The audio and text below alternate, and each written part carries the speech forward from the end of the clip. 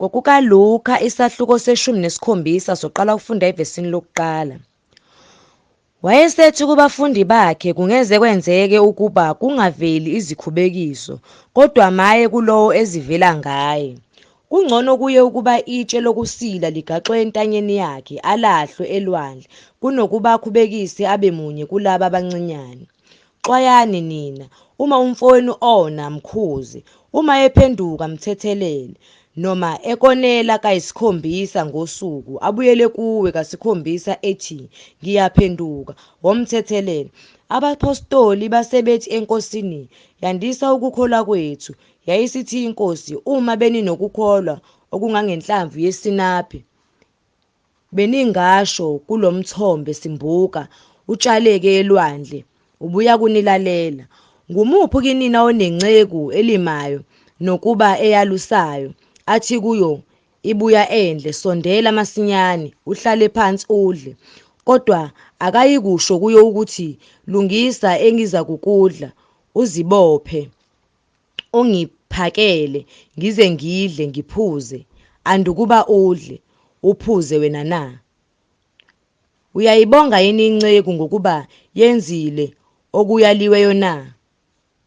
Kunjalo nani, nxa nikwenzile konke eniyalwe ngakho, anothi asizinceku zalutho, sikwenzile nje besifanele ukukwenza. Kwathi esehamba ukuya eJerusalema, wadabula iSamariya neGalile.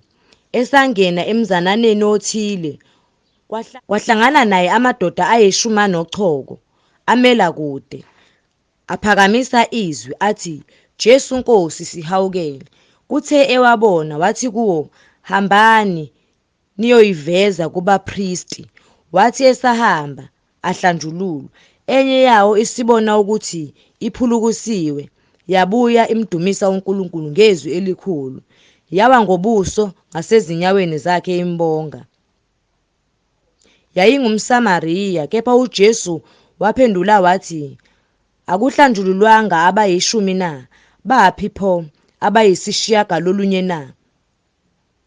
Abafunyaniswanga yini ababuyela ukumnika uNkulunkulu udumo? Kuphela lo wezizwe na? Wayesethi kuye, sukuma uhambe, ukukholwa kwakho kukusindisile. Ebuzwa ngabaFarisi ukuthi umbuso kaNkulunkulu uza kufika nini, waphendula wathi, umbuso kaNkulunkulu awufiki, ubonwa ngamehlo. Futhi kabayikusho ukuthi bhekani nanku, nokuba nankuya, ngokuba bhekani, umbuso kaNkulunkulu uphakathi kini. Wayesethi kubafundi bakhe, kuza kufika izinsuku lapho niyakufisa ukubona lube lunye lwezinsuku zeNdodana yomuntu, kepha aniyikulubona.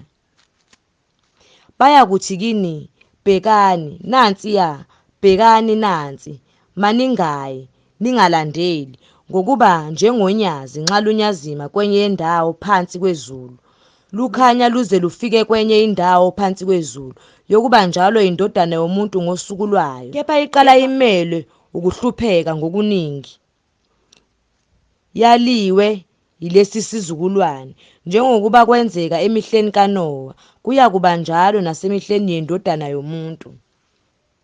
Babedla bephuza beganwa bendiswa kwaze kwafika usuku uNowa engena ngalo emkhunjini, kwafika uzamcolo wababhubhisa bonke. Kanjalo njengokuba kwenzeka nasemihleni kaLuti, babedla bephuza bethenga bethengisa betshala bakha, kepha ngosuku uLuti aphuma ngalo eSodoma, lana umlilo nesibabuli kuvela ezulwini, kwababhubhisa bonke. Kuyakuba njalo ngosuku eyakambulwa ngalo iNdodana yomuntu. Ngalolu suku oyakuba phezu kwendlu, impahla yakhe isendlini, kangehli kuyithatha, kanjalo nosensimini kungabuyeli emumva. Khumbula umkaLuti.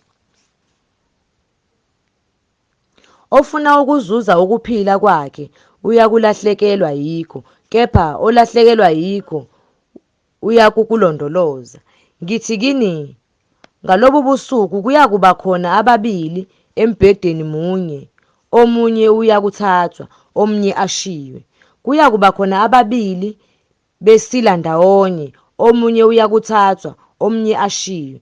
Kuyakuba khona ababili ensimini, omunye uyakuthathwa, omunye ashiywe. Bese bephendula bethi kuye, "Kuphi Nkosi?" Wathi kubo, "Lapho kukhona isidumbu, kulapho amanqe eyakubuthana khona."